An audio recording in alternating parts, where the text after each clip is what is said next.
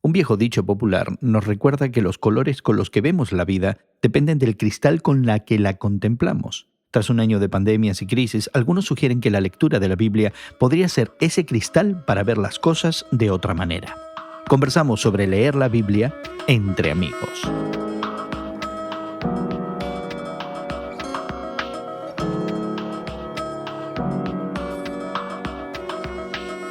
Gracias por acompañarnos entre amigos, esta conversación semanal sobre temas de actualidad desde una perspectiva cristiana. Te saluda Gerson García invitándote a que te suscribas a nuestra conversación en tu plataforma de podcast favorita. Puedes buscar mayor información en radiomoody.org sobre cómo suscribirte a nuestro podcast y acompañarnos regularmente. De nuevo, visítanos en radiomoody.org. En nuestra conversación de hoy nos acompaña el doctor Huáscar de la Cruz, justamente director de Ministerio Reforma, que es una agencia de comunicación social de la Iglesia Presbiteriana en el sur de México, que entre otras producciones hace posible nuestra conversación entre amigos. Y Huáscar, es un placer tenerte con nosotros entre amigos. Bienvenido. Gracias por permitirme estar en este programa. Nos da alegría que sigan adelante en este año y esperamos que sea de bendición para la audiencia. Y hoy queremos conversar, Huáscar, sobre un reciente artículo de la revista norteamericana Christianity Today que sugiere una idea interesante. Sugiere que la lectura continuada, abierta y comprometida de la Biblia pudiera ayudarnos a florecer y renovarnos en el año que comienza, particularmente tras haber experimentado dolor en esa lacra de la pandemia del COVID-19 con todas sus trágicas consecuencias el año que acaba de concluir. Sí, claro, y algo que hemos notado en este proceso es que la pandemia afectó esa sensación de bienestar de la gente que se filtraba no solo a través de la cultura, sino en las propias iglesias, la prosperidad y ese tipo de cosas. Y sin embargo, la pandemia sacudió fuertemente esas actitudes y sensaciones. Y creemos que, por un lado, si Dios lo ha permitido es porque también quiere en alguna forma mover a su pueblo y a la gente a pensar en otros factores que a veces no se incluyen dentro de lo que significa ser humano, lo que significa el desarrollo y el mejoramiento como humano. Yo estaba pensando que la Biblia puede cumplir muchas funciones. No siempre nos trae mensajes del todo positivos o del todo motivadores. Muchas veces la Biblia tiene contenido difícil de manejar y tiene textos que realmente nos incomodan. Y no sé si a veces presentar la Biblia en estas luces quizás es una generalidad que abarca demasiado, me da la impresión. Es posible. Y yo creo que la intención del artículo es parcialmente notar algo que muchas veces algunas personas niegan en la sociedad secular en que vivimos, que la Biblia y las disciplinas cristianas pueden tener algún beneficio para las personas.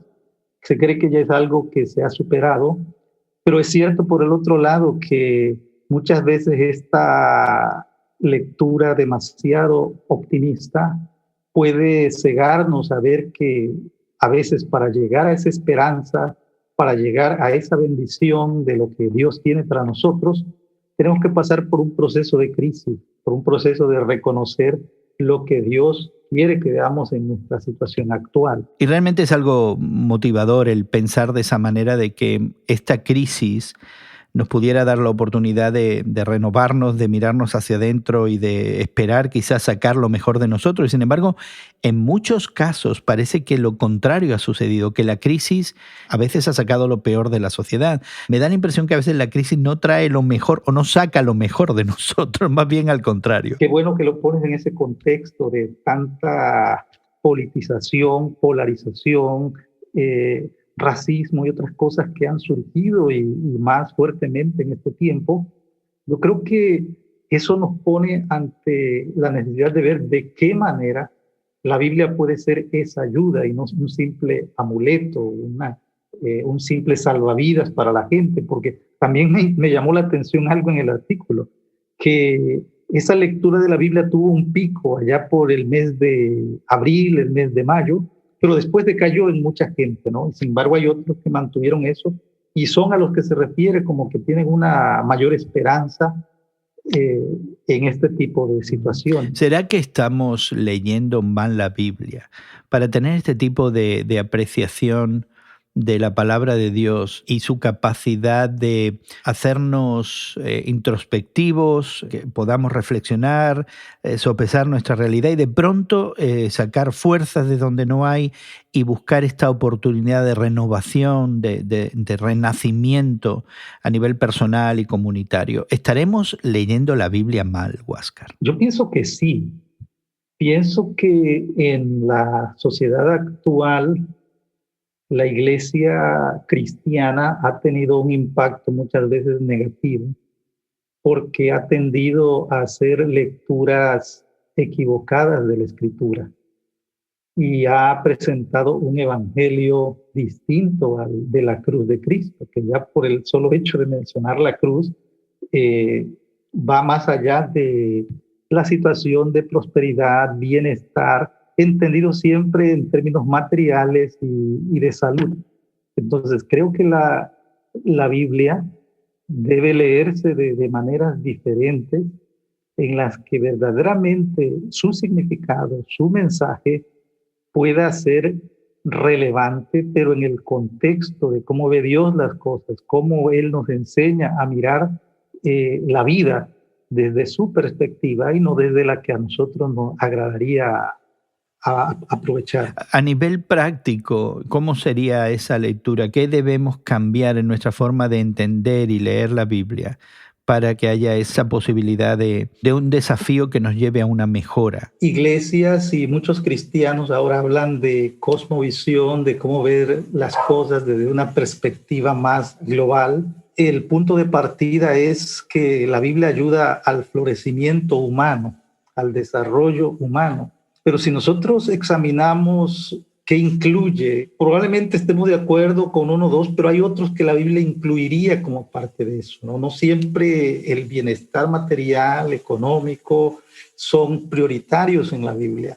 Uno puede tener un florecimiento independientemente si nos va bien o mal económicamente, y entonces partiendo de un correcto entendimiento de lo que significa florecimiento, nosotros vamos a encontrar una respuesta más adecuada en la escritura. Quizás la idea de buscar entonces la agenda de Dios, no necesariamente la mía. Y especialmente en tiempos de crisis, uno tiene que reconocer que cuando se acerca a las escrituras, especialmente en tonos devocionales, esperando algún tipo de aspiración, algún tipo de ánimo, pues lleva su propia agenda. Es decir, yo estoy desanimado por esto, aquello, lo otro, y necesito la palabra que me haga y que me estimule en tal o cual dirección. Y sin embargo, lo que yo estoy entendiendo de tu propuesta es que de alguna manera permitamos que sea la agenda de Dios la que guíe nuestra lectura, que realmente nos acerquemos a la Biblia en primer lugar mirando esa agenda de Dios, no necesariamente la mía. Exacto, y creo que a eso podemos agregar la otra parte, y es el hecho de que no es la Biblia por sí sola, sino la Biblia aunada a otras disciplinas espirituales como la comunión con los hermanos, la participación congregacional. ¿Por qué? Porque la Biblia no ve al ser humano de una forma individualista. Su florecimiento no lo ve de una manera egoísta, sino lo ve a partir de una vida en comunidad, de una vida en cuerpo, en el cuerpo de Cristo en este caso, y por lo tanto requiere de el apoyo, del aliento y de la comprensión de otros hermanos.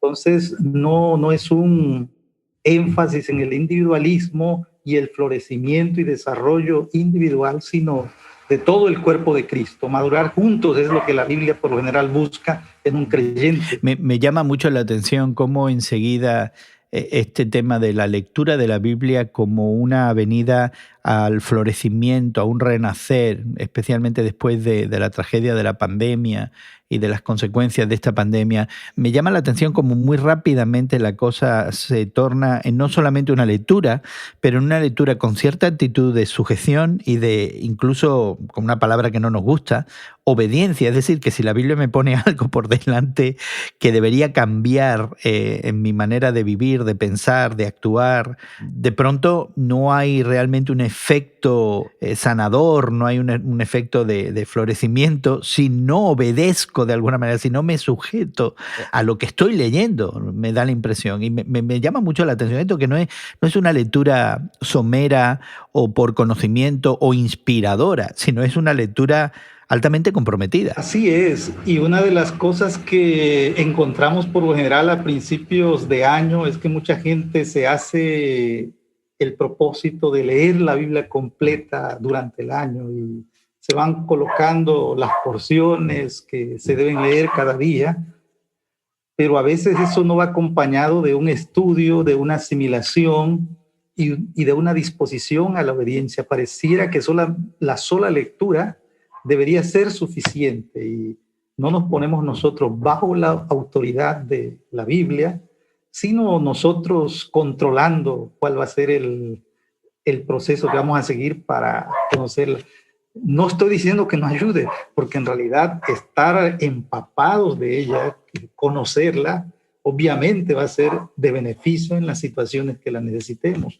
Pero el solo hecho de estar leyendo sin ser responsables de obedecer y acatar lo que es la voluntad de Dios, no solo para mi vida en la iglesia, no solo para mi vida espiritual, como lo llamamos, sino para toda la vida económica, política, social.